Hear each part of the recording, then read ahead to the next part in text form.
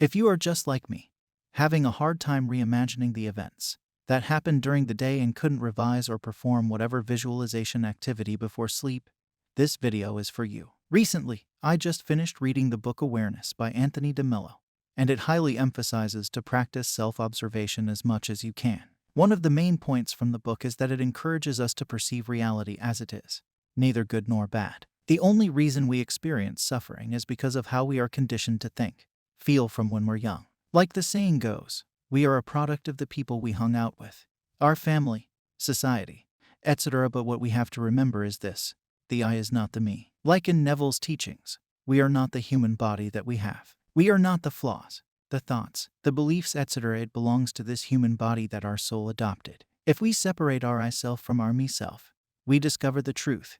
We are already enough and whole. So what do we have to do? Since life really doesn't mean anything at all, and the only reason it has meaning is because we are the ones giving those meanings based on our preconditionings, we have to learn to subtract. We are not supposed to be adding anything to our current reality. If we translate it to Neville's words, creation is already finished. There's nothing to add. Reality is just a reflection. What we have to learn is to subtract.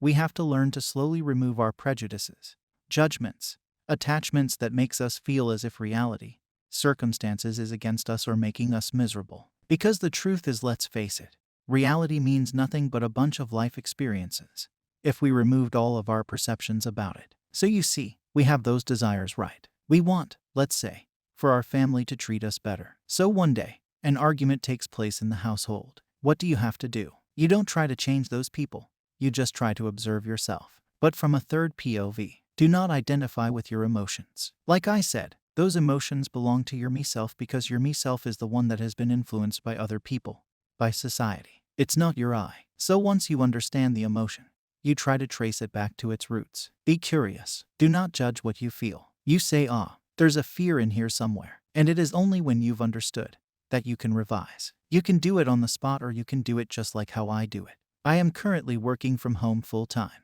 So every time I catch myself, I journal it down. I only try to revise at night if I am completely sure that I've understood where those feelings are coming from. Learn to sit through what your me self is feeling, thinking, believing during those moments, but without any form of judgment. Experience and understand. You are not putting a band-aid solution by just imagining that your family is treating you better. You are actually going for the roots and revising them. Revising your core beliefs. The live in the end concept will be 10x easier to achieve this way because you are going for the foundation. Another thing that the book has mentioned is to treat your desires as preferences.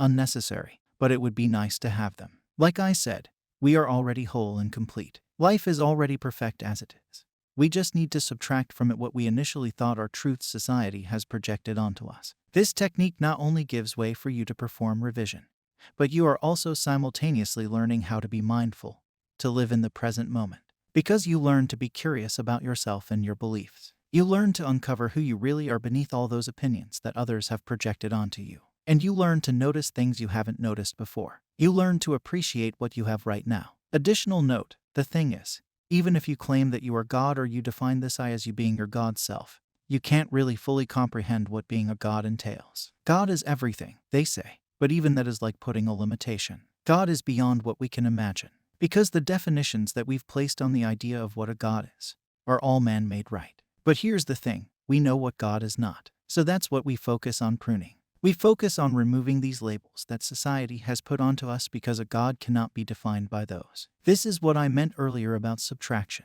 But I tried to relate to the concept of being God. So, be mindful and start becoming aware. Subscribe if you learned something new from this video.